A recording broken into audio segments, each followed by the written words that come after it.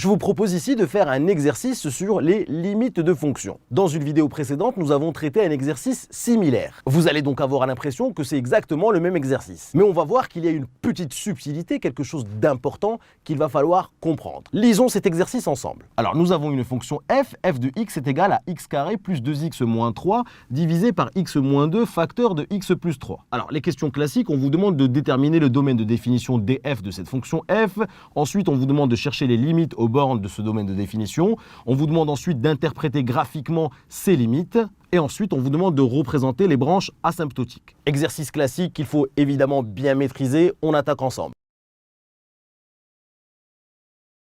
Question 1, domaine de définition de cette fonction. Regardez ici, je vous dis que f est défini pour tout x tel que x moins 2 facteur de x plus 3 doit être différent de 0. Évidemment, j'ai ici une fraction, un quotient, et je sais qu'un quotient ne peut exister que quand le dénominateur est différent de 0. Ici, le dénominateur, c'est x moins 2 facteur de x plus 3, donc cette quantité-là doit être différente de 0. Alors, c'est un produit de facteurs, ça veut dire que les deux facteurs doivent être différents de 0, ce qui me donne x moins 2 différent de 0, x plus 3 différent de 0, ce qui me donne ensuite x différent de 2 et x différent de moins 3. Cela veut dire que 2 et moins 3 sont des valeurs interdites. Donc, ça veut dire que l'image de 2 et l'image de moins 3, f de 2 et f de moins 3 n'existent pas. Donc, le domaine de définition de cette fonction, c'est tout simplement tous les réels privés des nombres 2 et moins 3 qui sont des valeurs interdites. Alors, soit on écrit le domaine de définition comme ceci, l'ensemble des réels privés des nombres 2 et moins 3, mais je préfère cette écriture sous forme d'intervalle. Ici, le domaine de définition, c'est moins l'infini moins 3 exclu, union moins 3 exclu, 2 exclu, union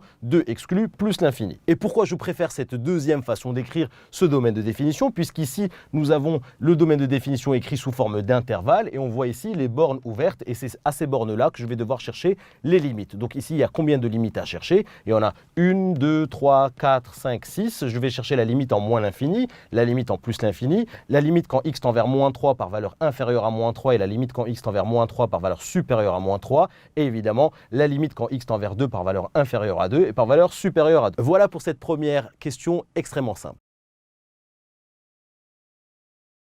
On démarre par les limites les plus simples, à savoir la limite en moins l'infini et la limite en plus l'infini. Alors ici, quelle est la nature de ma fonction? Ma fonction est un quotient de polynôme, donc c'est une fonction rationnelle. Et on a vu un théorème que nous avons expliqué en détail pour savoir que la limite en plus l'infini ou en moins l'infini d'une fonction rationnelle, c'est la limite du quotient des monômes de plus haut degré. Donc ici, le monôme le plus haut degré, c'est x carré. Et puis ici, si je développe ici ce produit de facteurs, je vais avoir un x fois x, je vais donc avoir x carré. Donc le monôme de plus haut degré au numérateur, c'est x carré. Le monôme du plus haut degré au dénominateur, c'est aussi x carré. Donc par théorème, la limite de ma fonction f quand x tend vers plus l'infini, par théorème, je peux dire que c'est la limite quand x tend vers plus l'infini du quotient des monômes de plus haut degré, à savoir x carré sur x carré, et j'obtiens bien 1. Et évidemment, de même, la limite en moins l'infini, c'est le même théorème, c'est la limite quand x tend vers moins l'infini de x carré sur x carré, et j'obtiens bien 1.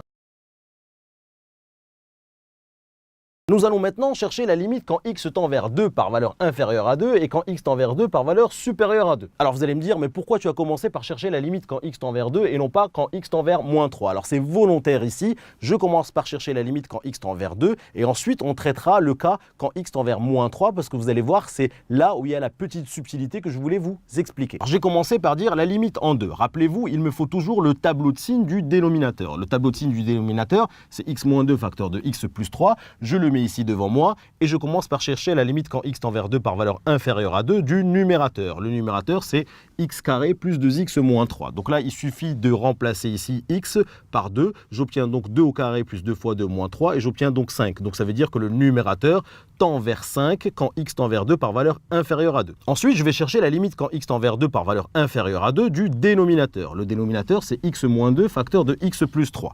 Donc ici, je cherche la limite quand x tend vers 2 par valeur inférieure à 2 du dénominateur. Évidemment, vous le savez, 2 est une valeur interdite, 2 est une valeur qui annule le dénominateur, donc je sais très bien que quand x va se mettre à tendre vers 2, le dénominateur va tendre vers 0. Mais j'ai besoin de savoir si ça tend vers 0 plus ou vers 0 moins. Et c'est là qu'on a toujours besoin du tableau de signes, c'est pour ça ici que je fais le tableau de signes du dénominateur. Donc x moins 2 s'annule pour 2, il est négatif avant et positif après, x plus 3 s'annule pour moins 3, il est négatif puis positif, et ensuite le produit de facteurs ici va s'annuler pour x égale moins 3 3 et pour x égale 2. Et puis moins fois moins donne plus, moins fois plus me donne moins, plus fois plus me donne plus. Donc voici le tableau de signes du dénominateur. Et donc là, je vois que quand x tend vers 2 par valeur inférieure à 2, je sais que cette quantité-là va se mettre à tendre vers 0, mais vers 0 moins, puisqu'ici, toutes les valeurs, quand x tend vers 2 par valeur inférieure à 2, cette quantité-là va tendre vers 0 avec des valeurs négatives. Donc c'est pour ça que je dis 0 moins. Et ensuite, c'est très simple, je vais dire par quotient de limite. Limite quand x tend vers 2 par valeur inférieure à 2, j'ai un numérateur qui tend vers 5 et un dénominateur qui tend vers 0 moins. Et je sais que 5 divisé par une quantité qui tend vers 0 moins, la fraction va se mettre à tendre vers l'infini. Mais quel infini? Il suffit de voir le signe. Donc ici, j'ai une limite positive, ici, j'ai une limite négative. Donc évidemment, ça va tendre vers moins l'infini. Alors le 5 sur 0 moins, il ne faut pas l'écrire sur votre copie. Ça, c'est quelque chose qu'on écrit au brouillon. C'est pour ça que je l'ai mis entre guillemets. Donc là, c'est juste pour vous expliquer que le numérateur tend vers 5, le dénominateur tend vers 0 moins, et 5 sur 0 moins, ça me donne moins l'infini. Et évidemment, c'est exactement pareil quand x tend vers 2 par valeur supérieure à 2. Le numérateur, lui, il tend vers 5. Il suffit de remplacer ici x par 2, j'obtiens 5. Et ensuite, le dénominateur, je sais que ça tend vers 0. Par contre, quand x tend vers 2 par valeur supérieure à 2, cette quantité-là tend vers 0, mais avec des valeurs positives. Donc, je vais dire 0 plus. Donc, le dénominateur tend vers 0 plus quand x tend vers 2 par valeur supérieure à 2. Et donc, de la même manière, je vais dire par quotient de limite. Limite quand x tend vers 2 par valeur supérieure à 2 de f de x. Le numérateur tend vers 5. Le dénominateur tend vers 0 plus. Quand le dénominateur tend vers 0, la fraction se met à tendre vers l'infini. Et quel infini? Il suffit de regarder les signes. Donc là, j'ai une limite positive et là, j'ai une limite positive. Donc, le quotient va être une limite positive, donc c'est plus l'infini. Et encore une fois, je vous dis que 5 sur 0 plus, je l'ai mis entre guillemets parce que ce sont des choses qui ne s'écrivent pas sur votre copie. Allez, on attaque maintenant la limite quand x tend vers moins 3. Donc limite quand x tend vers moins 3 par valeur inférieure à moins 3 et limite quand x tend vers moins 3 par valeur supérieure à moins 3. Alors là, vous allez me dire, on l'a déjà fait plusieurs fois, on l'a fait tout à l'heure pour 2, ça va être la même chose, c'est les mêmes raisonnements, c'est les mêmes techniques. Vous allez voir que là, ça va pas se passer exactement comme on veut. Alors regardez, je vais chercher la limite quand x tend vers moins 3 par valeur inférieure à moins 3 du numérateur. Donc il suffit ici de remplacer ici x par moins 3, vous le savez. Donc j'obtiens moins 3 au carré plus 2 fois moins 3, moins 3. Moins 3 au carré me donne 9, plus 2 fois moins 3 me donne moins 6 et moins 3. Et 9 moins 6 moins 3, j'obtiens 0. Ça veut dire que le numérateur tend vers 0 quand x tend vers moins 3 par valeur inférieure à moins 3. Le dénominateur, lui, quand x tend vers moins 3 par valeur inférieure à moins 3, le dénominateur tend vers 0 plus, il suffit de regarder ici le tableau de signes, je sais que moins 3 est une valeur interdite, donc elle annule le dénominateur, donc je sais de toutes les manières que le dénominateur va tendre vers 0. Et je regarde ici, quand x tend vers moins 3 par valeur inférieure à moins 3, je tends vers 0, mais 0 plus, c'est-à-dire avec des valeurs positives. Donc ici, le dénominateur tend vers 0 plus. Et donc vous allez me dire, par quotient de limite, j'ai un numérateur qui tend vers 0, un dénominateur qui tend vers 0, et là, vous allez être un peu coincé parce que nous sommes face à une forme indéterminée 0 sur 0. Et oui, nous sommes ici face à une forme indéterminée 0 sur 0. Le numérateur tend vers 0, le dénominateur tend vers 0. Donc je ne peux pas conclure, je suis face à une forme indéterminée. Comment va-t-on s'en sortir ? Eh bien, il faut penser à factoriser votre numérateur. Et vous allez voir que ça va nous servir. Donc ici, regardez, j'ai factorisé le numérateur. Le numérateur, c'est x carré plus 2x moins 3. C'est un polynôme du second degré. Donc évidemment, pour pouvoir le factoriser, il faut que je trouve ses racines. Je calcule mon delta, b carré moins 4ac, b au carré, 2 au carré, ça me donne 4, moins 4 fois 1 fois moins 3, qui me donne 16. 16 est strictement positif, donc j'ai deux racines de ce polynôme, c'est-à-dire deux valeurs qui annulent ce polynôme. Pour les trouver, j'utilise mes formules qui sont moins b moins racine de delta sur 2a et moins b plus racine de delta sur 2a. Donc ici, c'est moins 2 moins racine de 16 qui me donne 4 sur 2, j'obtiens moins 3. Et ici, moins 2 plus 4 sur 2, j'obtiens 1. Et je suis évidemment plutôt rassuré puisque je sais déjà que le numérateur s'annule pour moins 3. Donc je le savais déjà. Donc ici, le numérateur s'annule pour moins 3 et pour 1. Mais rappelez-vous, ce que je veux, c'est factoriser le numérateur. Donc pour factoriser un polynôme du second degré, quand on a deux racines, la forme factorisée, c'est a facteur de x moins x1, facteur de x moins x2. Donc ici, a, c'est 1. D'accord? Facteur de x moins la première racine qui est 1 ici, x moins la deuxième racine qui est moins 3. Donc ici, x moins 1, facteur de x moins moins 3 qui me donne x plus 3. Ça veut dire que ce polynôme du second degré, x carré plus 2x moins 3, sa forme factorisée, c'est x moins 1, facteur de x plus 3. Et évidemment, si vous voulez vérifier, il suffit de développer rapidement ici pour voir si vous tombez sur x carré plus 2x moins 3, ce qui est le cas ici. X fois x me donne x carré, x fois 3, 3x, moins x, 3x moins x me donne bien 2x, et moins 1 fois 3 me donne bien moins 3. Après avoir factorisé le numérateur, regardez ce que j'obtiens ici pour ma fonction f. Je dis pour tout x appartenant au domaine de définition, f de x c'était x carré plus 2x moins 3 divisé par x moins 2 facteur de x plus 3. Et j'ai factorisé mon numérateur et j'obtiens x moins 1 facteur de x plus 3. Et ici le dénominateur, il est déjà factorisé, c'est x moins 2 facteur de x plus 3. Et là, regardez, il y a quelque chose qui doit vous sauter aux yeux. Vous pouvez simplifier par x plus 3. Vous savez que avant de simplifier au numérateur et au dénominateur par une quantité, il faut que cette quantité soit différente de 0. Sinon vous ne pouvez pas simplifier. Donc il faut que cette quantité x plus 3 soit bien différente de 0. C'est très simple, x plus 3 est bien différent de 0 puisque x est différent de moins 3. Moins 3 est une valeur interdite, donc x plus 3 ne sera jamais égal à 0. C'est bien différent de 0, donc je peux très bien simplifier par x plus 3. Donc c'est ce que j'écris ici, x est bien différent de moins 3, donc x plus 3 est différent de 0. Donc je peux évidemment simplifier ici par x plus 3 et x plus 3 et j'obtiens une nouvelle expression algébrique pour ma fonction f. F de x est bien égal à x moins 1 divisé par x moins 2. Alors attention, petite remarque au passage, attention, f de x est égal à x moins 1 divisé par x moins 2, mais attention, on a toujours le même domaine de définition,